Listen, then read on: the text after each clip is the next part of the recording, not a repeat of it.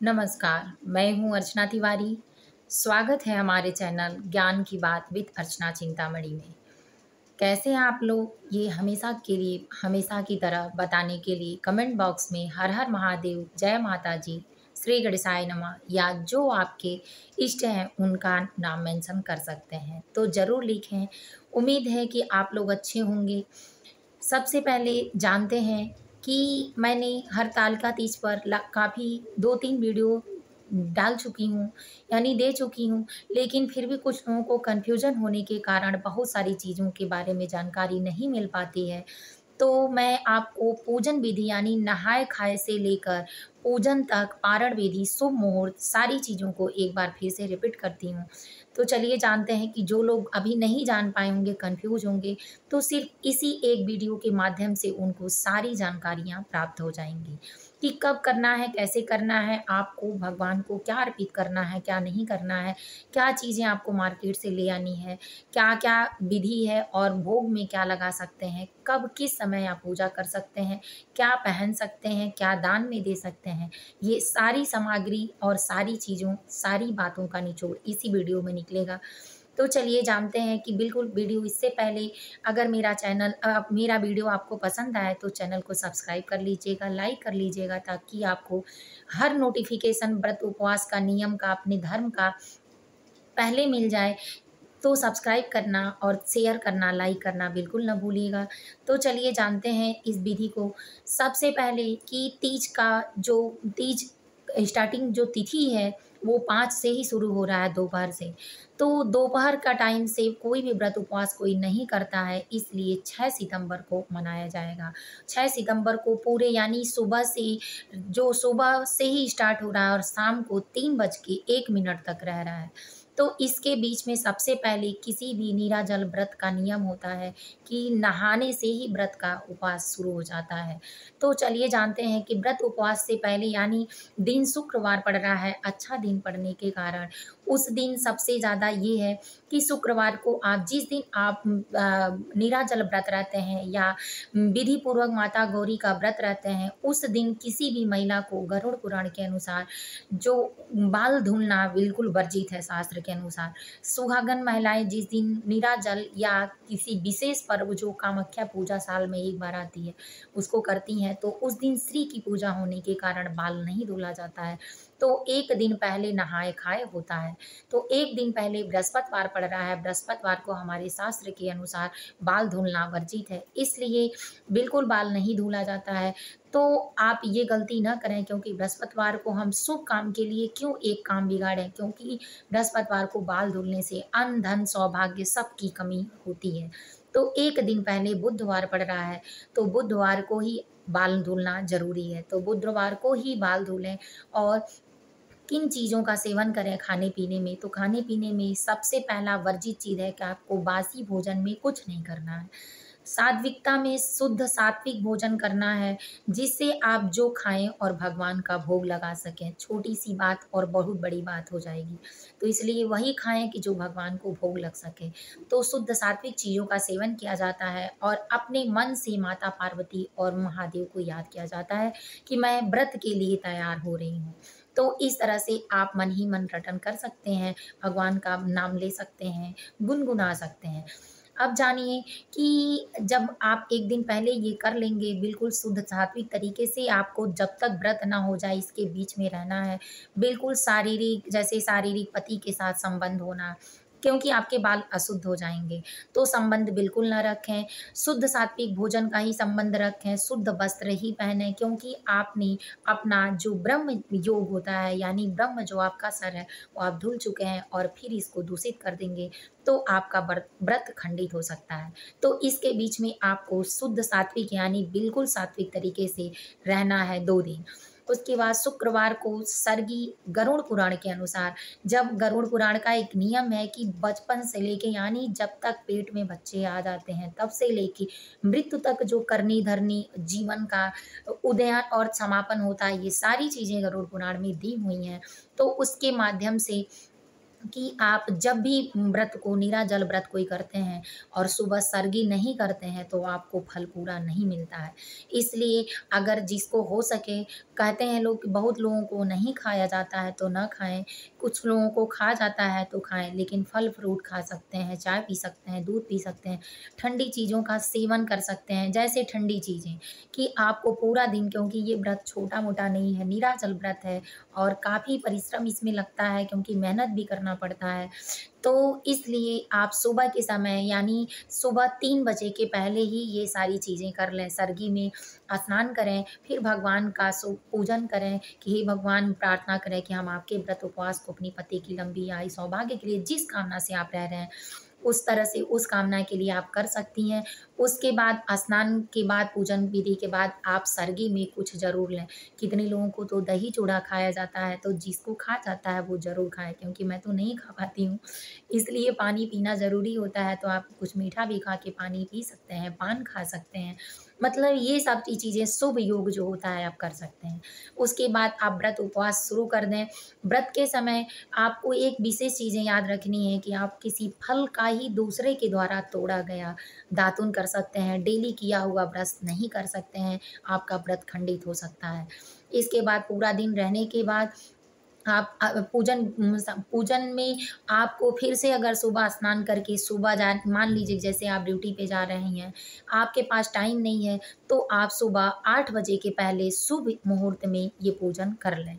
जो आप शाम को करेंगी, अगर टाइम से नहीं रह पाती हैं तो कहीं जाना है तो, नहीं तो शाम के समय शुभ मुहूर्त में ही करें। शुभ मुहूर्त में अब कितने लोग कन्फ्यूज़ हैं कि शाम के समय तो तीज का व्रत खत्म हो जा रहा है, यानी 3 बज के 1 मिनट पे ही समाप्त हो जा रहा है। तो उस समय पूजन कैसे किया जाएगा?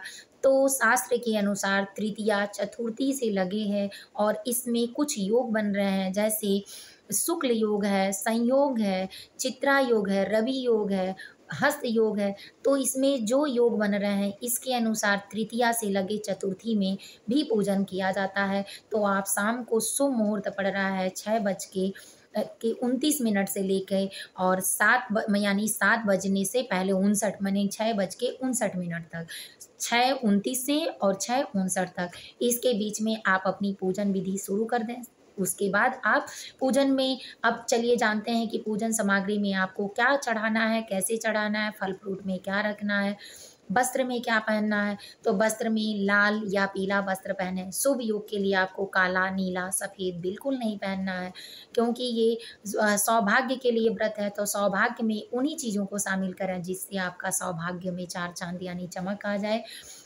तो आप माता पार्वती और भोलेनाथ की पूजन सामग्री में सारी सामग्री को एकत्रित करें।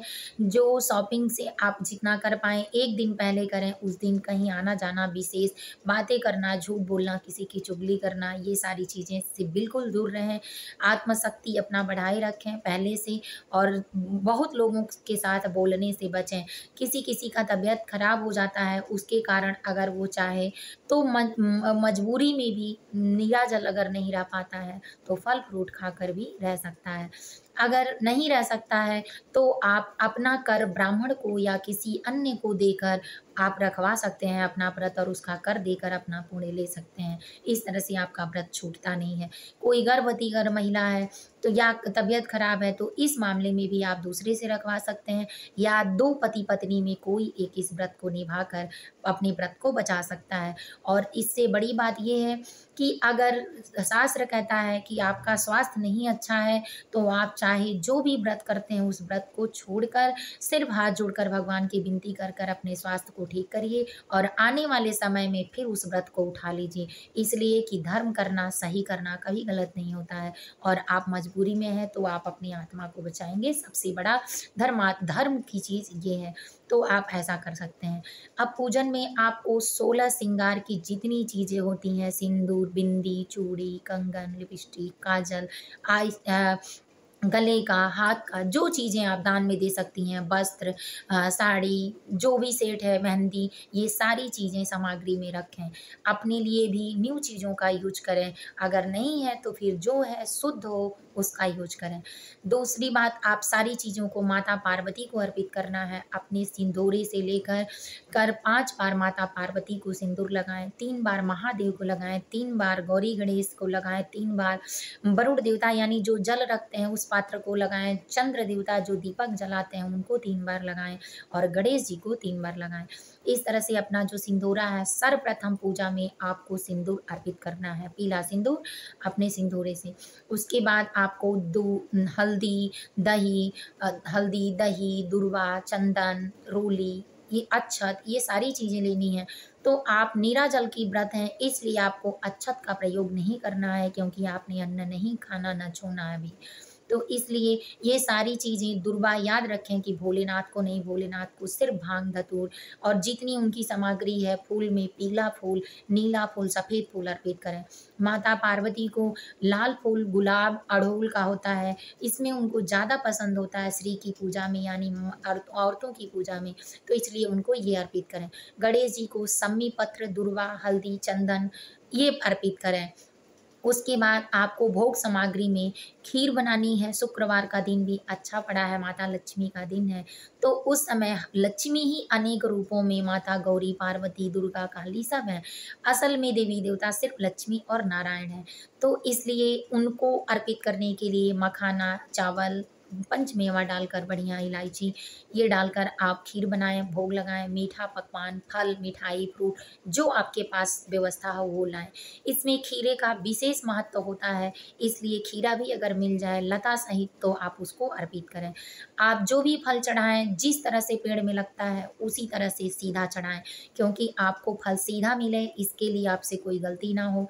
फूल चढ़ाते समय जो फूल का मुख होता है, फूला हुआ भाग होता है, वो भगवान की तरफ ऐसे करके चढ़ाया जाता है और जो उसकी डंडियाँ होती हैं अपनी तरफ होती हैं। तो इस तरह से आप सबकी पसंद का फल फ्रूट और सबके पसंद की चीज़ें अर्पित करें माता पार्वती गौरी को। गणेश जी का सबसे पहले पूजन करें, मंत्र भी पढ़ लें। ओम गजानन भूत गणाधि सेवितम कपित जम्बू फलचारु भक्षणम उमासुतम शोक विनाशकारम पाद पंकजम महेश्वरम वक्रतुंड महाकाय सूर्यकोटि संप्रभाय विघ्न कुरुवे में देवा सर्वकोटि सर्वदा। तो इस तरह से करके आप अपने गणेश जी का पूजन करें। फिर माता पार्वती का सर्व मंगल मांगले शिवे सर्वार्थ साधिके शरणे त्र्यंबिके गौरी नारायणी नमस्तुते। महादेव को ओम नगेंद्राय त्रिलोचनाय भस्मांगरागे महेश्वराय नित्याय शुद्धाय दिगंबराय तस्मै नकाराय नमः शिवाय, नमः शिवाय। इस तरह से आप उनका पूजन मंत्र पढ़ें। अगर मंत्र नहीं आता है तो उनके नाम से आप सारी चीज़ों को अर्पित करें। और ये सारी चीज़ करने से पहले सबसे पहले गंगा जल से अपने घर को शुद्ध करने के बाद, वातावरण को, आसन को शुद्ध करने के बाद 3 बार आचमनी करना, ओम माधवाय नमः, केशवाय नमः, विष्णुवाय नमः करके तब ये मंत्र पढ़ें और सारी चीज़ों को अर्पित करें। उसके बाद कथा पढ़ें। कथा माता पार्वती ने कैसे भगवान भोलेनाथ को पाने के लिए किया था, ये चेकआउट करें, मेरे वीडियो में आपको पूरी कथा मिल जाएगी, तो वो कथा ज़रूर पढ़ें। और कथा पढ़ने के बाद भोग लगाएँ, भोग लगाने के बाद आरती करें, या आरती कर लें तो भोग लगाएँ। सबसे पहला नियम है कि आप आरती करने के बाद ही भोग लगाएँ। भोग लगाने के बाद सभी देवी देवताओं को, अपने इष्ट देवी देवताओं को, अपने घर के देवी देवता को, जो स्थान के आपके देवी देवता उन सभी लोगों को भोग अर्पित करें। इसके बाद अपने आसन से जो चीज़ें आप चढ़ाएँगे माता पार्वती को, कुछ समय जब बीत जाए तब रात्रि में नहीं, या सुबह या रात्रि से पहले आप कर लेते हैं तो शाम के समय दान में दें। अब आप सोचते होंगे कि दान में किसको दें? अगर कोई महिला ब्राह्मणी आपके पास नहीं होती हैं, आपके कुल के जो पंडित पुरोहित होते हैं अगर वो नहीं मिलते हैं, तो आप अपनी नंद को, या रिश्ते में मानती हैं जिसको नंद या नंद, भांजी, भांजा, जो भी आप मतलब लेडीज़ में हो जो आपकी सामग्री पहन पाए, उनको ये सामग्री स्पष्ट रूप से अर्पित कर दें।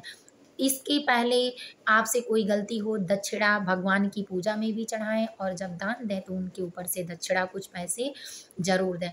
और सुबह के समय 3 ही बजे ख़त्म होने के कारण जो तृतीया तिथि या चतुर्थी में जा रही है, लेकिन पूरा दिन उपवास रात में व्रत रहने के कारण अगर कोई दिक्कत होती है, किसी को किसी तरह रहता है, तो रात में 12 बजे के बाद पानी पी सकता है। इसलिए पी सकता है कि जिसका शास्त्र के अनुसार दिन होता है, उसकी रात होती है, जिसका रात होता है, उसका दिन होता है। तो स्पष्ट रूप से आप मजबूरी के कारण ही करेंगे, तो कर सकते हैं 12 बजे के पहले नहीं, 12 बजे के रात, क्योंकि दूसरी रात नक्षत्र माना जाता है। उसके बाद आप सुबह के समय शुद्ध सात्विक तरीके से ही चतुर्थी तिथि लगी ही रहेगी, उसी चतुर्थी में ही आप अपना पारण मनचाहा चीज़ खाकर कर सकते हैं, जो शुद्ध और सात्विक हो भगवान को ग्रहण कराने के बाद। तो उम्मीद है कि आपको मंत्र के साथ पूजा विधि और सारी चीज़ों की जानकारी मिल गई होगी इसी वीडियो के माध्यम से। तो कृपया करके वीडियो इतना शेयर करें कि हर एक तक पहुँचे, एक वीडियो के माध्यम से सारे लोग कर सकें। और पूजन सामग्री मैं भी व्रत रहती हूँ, इसलिए कोशिश करूँगी कि लाइव आऊँ। अगर टाइम नहीं रहेगा या परेशान हो जाऊँगी, क्योंकि बच्चे भी 2 हैं और घर परिवार में भी कोई हाथ बटाने वाला नहीं है, तो इसके कारण अगर टाइम नहीं मिला तो नहीं, क्योंकि लाइव मैं ज़्यादा आती नहीं हूँ और कोई विशेष बताने वाला नहीं है, तो इसीलिए कुछ गलतियाँ हो जाती हैं, तो इसके लिए माफ़ी चाहती हूँ। अगर आ जाऊँगी तो ज़रूर आऊँगी, अगर नहीं आ पाती हूँ तो मैं जितना कर पाऊँगी ज़रूर करूँगी। तो इस वीडियो के माध्यम से अगर सारी जानकारी आपको मिली और पसंद आई तो चैनल को लाइक कर लीजिए, शेयर करना बिल्कुल ना भूलिए। एक आपके लाइक और एक सब्सक्राइब से मुझे भी हिम्मत और साहस ज़्यादा मिलता है, तो उम्मीद है कि आप ऐसा ज़रूर करेंगे। जय माता जी, हर हर महादेव कमेंट बॉक्स में ज़रूर लिखें।